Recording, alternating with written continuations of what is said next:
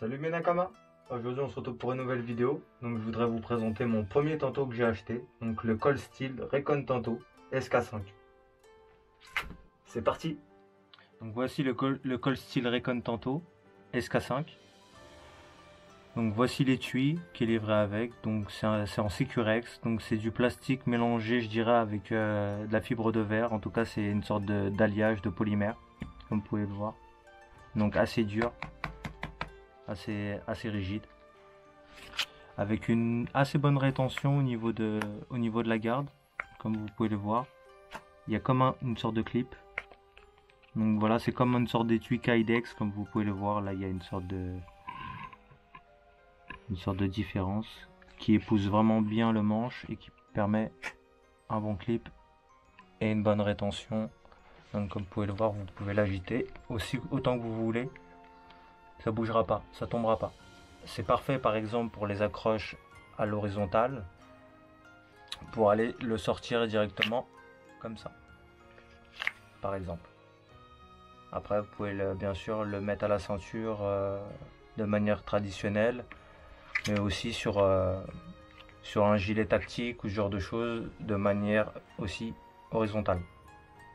Donc ça permet, avec tous les trous là, tous les œillères qu'il y a, tous les passages, vous pouvez facilement l'attacher sur tout ce que vous souhaitez, sur vos jambes, comme sur un bras, ou sur n'importe quoi en réalité. Un sac aussi. Donc voilà, donc ça c'est l'étui en Securex. Comme vous pouvez voir aussi au bout là, vous avez un petit trou. Donc ce petit trou, il n'est pas fait pour rien, il est fait au cas où si vous êtes dans l'eau, pour évacuer toute l'eau qui est dans l'étui. Donc voilà.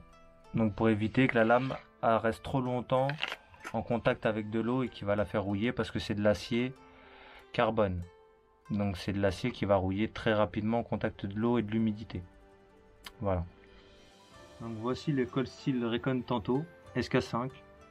Donc le SK5, c'est de l'acier japonais. Donc voilà.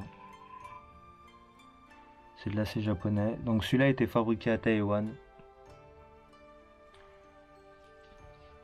Donc c'est de l'acier japonais qui a un taux de carbone assez élevé, qui est entre 80 et 90.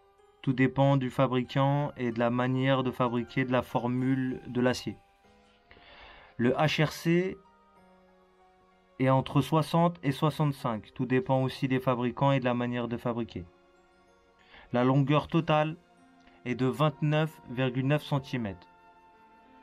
La longueur de lame est de 17,8 cm. L'épaisseur de lame est de 5 mm, qui permet une bonne solidité, une bonne rétention. Le manche est en Crayex, donc c'est une sorte de polymère, une sorte de caoutchouc assez abrasif qui retient assez bien la peau, même qui peut facilement faire mal, ça peut facilement irriter la peau. Donc voilà. Donc comme vous pouvez voir sur le manche, vous avez un petit trou pour faire passer votre paracorde. Donc la paracorde qui va servir à sécuriser votre main lors de la coupe ou lors d'un combat ou ce genre de choses, pour éviter de perdre votre arme, qu'elle tombe au sol ou que l'ennemi la prenne. Donc la lame. Donc comme vous pouvez le voir, la lame de 17,8 cm, donc une lame assez longue avec une épaisseur assez importante. Donc cette lame là, style tanto américain, comme vous pouvez le voir sur la pointe. Donc le tanto américain ici c'est triangulaire, comme vous pouvez le voir, alors que les japonais c'est arrondi.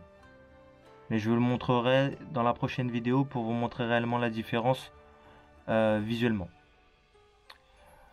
Donc voilà. Le traitement ici est en Tuff-X. Donc ce revêtement là va servir vraiment à protéger la lame en acier contre la rouille, contre la corrosion. Donc pour éviter que vous soyez tous les jours à nettoyer votre lame, à passer un coup d'huile pour éviter qu'elle rouille. Donc ça permet un entretien moindre. Donc on est sur du full tang, même si là comme on peut pas le voir malgré le manche. Mais a priori on est vraiment sur du full tang. Je peux vraiment sentir la soie de la lame qui va jusqu'au bout. Donc là-dessus il n'y a pas de doute. Donc comme je vous l'ai dit, l'acier SK5 c'est vraiment un acier très dur. Équivalent à du W2 ou du 1084 américain. Donc voilà, en termes d'acier carbone, là on est quand même haut niveau de carbone, donc une dureté assez élevée. Donc aussi un tranchant cassant, donc qui va casser plus rapidement qu'un acier avec un taux de carbone un peu plus faible. Donc voilà. Donc pour du bois, ce genre de choses,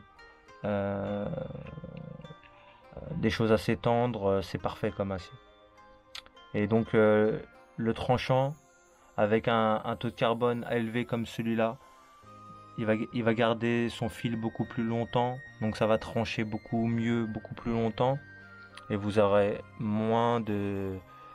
passer moins de temps à aiguiser votre lame, donc plus de temps à couper et moins aiguiser. Donc c'est un avantage quand même assez intéressant.